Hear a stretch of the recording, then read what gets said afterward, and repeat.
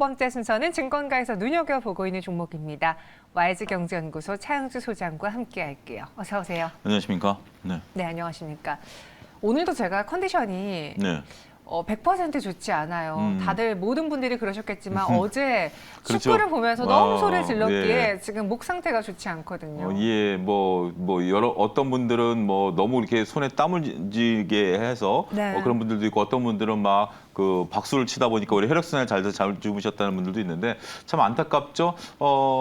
잘 싸웠다라는 어떤 그런 평론이고 약간 좀 아쉬운 어떤 판정에 대한 얘기들도 있습니다만 이제 셈법이 좀 더 복잡해진 거죠. 결국 저는 주식시장도 마찬가지라고 보여집니다. 우리가 이제 가나전에 대해서는 제 주위에 계신 거의 100%가 어떻게 이길 것인가에 대한 관심이었었지, 네. 진다라고 생각했던 분들은 한 번도 못 뵌 것 같아요. 물론 이제 우리가 이제 어드밴티지를 준다 하더라도. 근데 이제 결과는 예상 외가 나오면서 우리가 16강 가는 데 있어서 셈법이 복잡해졌다라는 거죠.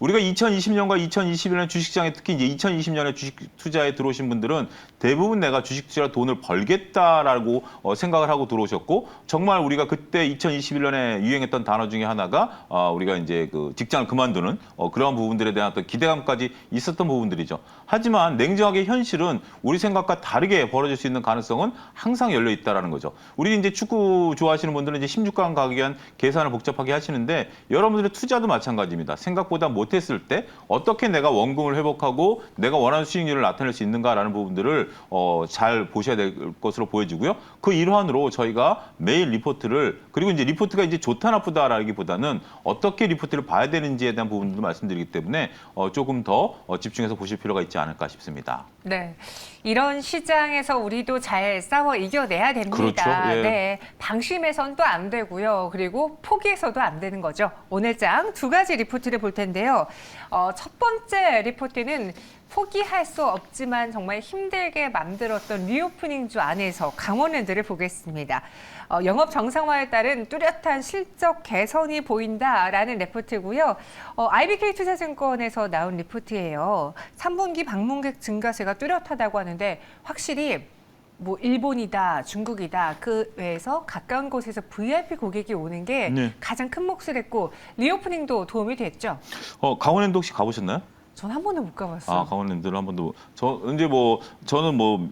근처에 결혼식이 있어서 한번 가보고 네. 하여튼 몇 차례 좀 더 가본 기억이 있는데요. 어쨌든 우리가 이제 그 탄광지대가 이제 먹거리가 없다 보니까 이제 우리가 내국인 전용 카지노죠. 우리가 파라다이스나 GKL이나 롯데관광개발과 다르게 강원랜드는 이제 내국인 전용이기 때문에 내국인들이 어떻게 하느냐. 이건 2021년서부터 이제 실적이 좀 나오긴 시작했습니다. 2022년 3분기 보면 연결 매출액이 한 3,900억 정도 나왔고요. YOY 기준으로 60% 정도 늘었고 영업이익은 한 1,800억 정도 그 YOY 기준으로 뚜렷하게 증가세를 나타낸 거죠. 4천억에 1,000억이니까 러프하게 한 25% 정도 수익을 나타냈다라고 아니죠. 한 30%죠? 네. 30% 정도 이 영업이익률이 나타난다라고 좀 말씀드릴 수가 있겠습니다. 지금 3분기 같은 인당 드롭액이 소폭 하락했습니다만 방문객이 2분기 대비해서 무려 33%나 늘어났다라는 거죠. 그러면서 전반적으로 실적을 카지노 부분 이게 논 카지노도 있어요. 여러분들 강원랜드 가보면 여름에는 이제 수영장 있고 겨울에는 이제 스키 시즌이죠. 그래서 강원랜드 더군다나 그 강원랜드 위에 올라가면 호텔, 그러니까 그 콘도라 그러죠. 콘도와 호텔이 한 4개 정도가 있어요. 그렇기 때문에 휴양 시설로서의 역할도 하고 있거든요. 그런 부분들 보면 논 카지노 부분들도 한 13% 정도 달성을 했다 이렇게 말씀드릴 수가 있겠습니다. 네, 이런 상황 속에서 코로나19 이전과 좀 비교를 해볼게요. 우리의 목표는 정상화잖아요. 그렇습니다. 그러니까 코로나19가 있기 전과 비교를 봤을 때 어느 정도 수준까지 회복이 된 것인지요? 3분기에 방문객이 66만 명 수준으로 네. 코로나 시절인 2019년 3분기 대비해서 85% 수준까지 올라왔어요. 이게 거의 정상화됐다라고 보는 거죠.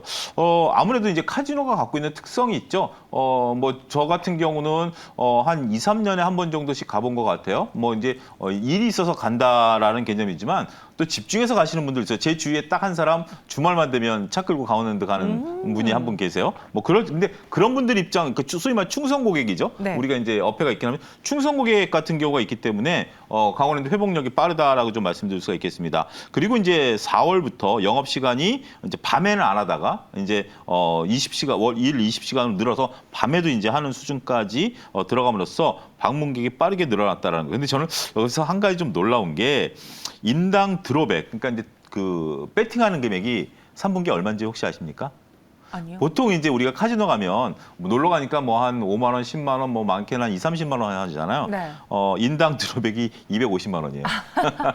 정말 큰 손이네요. 네. 그러니까 어떻게 보면 큰 손이라고 표현하기도 좀 애매하지만 그래도 인당 평균 250만 원이라는 많이 쓰는 거죠. 굉장히 많이 쓴 거죠. 네. 굉장히 많이 쓴 거죠. 그러니까 보통 이제 저 같은 경우 가면 코인 넣고 이제 땡기는 거 정도 하지만 테이블에 앉아서 하시는 분들은 꽤 많은 금액을 한다라는 거죠. 네. 그래서 전반적으로 매출 회복이 좀 빨랐다라는 것들이고 홀드율도 한 22%. 그러니까 전체의 22%를 강원랜드가 먹는 거예요.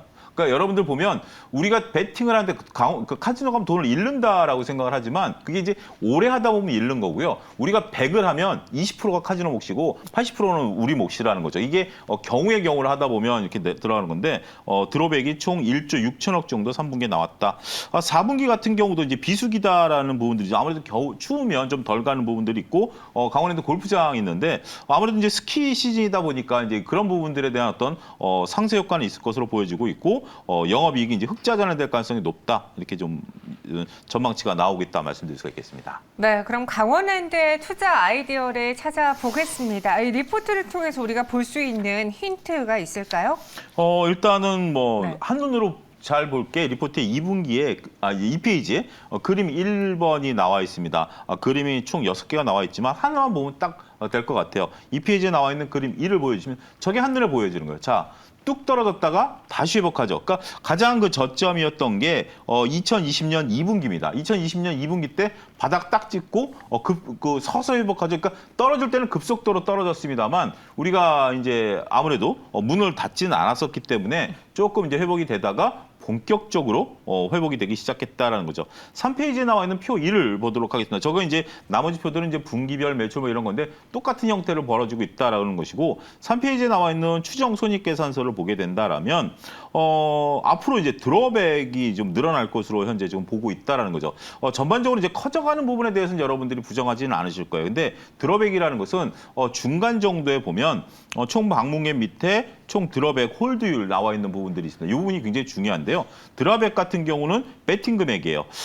지금 현재 우리가 2020년에 1조 9천억 정도 드롭을 했다라면 그러니까 2020년에 1조 9천억 정도, 작년에 3조 4천억 정도, 올해 5조 7천억 정도로 빠르게 회복되고 있죠. 그리고 이제 홀드율 같은 경우는 한 20% 정도, 이거는 법적으로 정해져 있는 부분들이에요. 카지노가 뭐 기계라든지 이런 걸 조작할 수 없도록 우리 관광진흥법이 있겠죠. 그게 이제 돼 있는 상황이기 때문에 전반적으로 홀드율은 이렇게 유지가 된다라면 영업이익은 증가할 가능성이 높지 않겠는가. 그래서 오늘 강원랜드 조금 규치가 주목되고 있는데 특히 저는 리오프닝 관련해서 가장 실적이 빠르게 회복되는 게 카지노고요. 네. 그중에서 해외 카지노는 대장주가 파라다이스고요. 국내에서는 강원랜드가 이렇게 회복되고 있다라는 점 여러분들 구분해서 보실 필요가 있지 않을까 싶습니다. 네, 오늘 외국인과 기관의 동반 매수 속에 현재 3% 가깝게 올라주고 있습니다. 강원랜드도 주가가 사실 부침을 여러 번 겪다가 네. 조금씩 회복을 하고 있어요. 이게 막 V자로 막 드라마틱하게 오르기보다는 한 계단 한 계단 확인을 하고 넘어가려는 그 신중한 모습이 차트에서도 보여지는데요.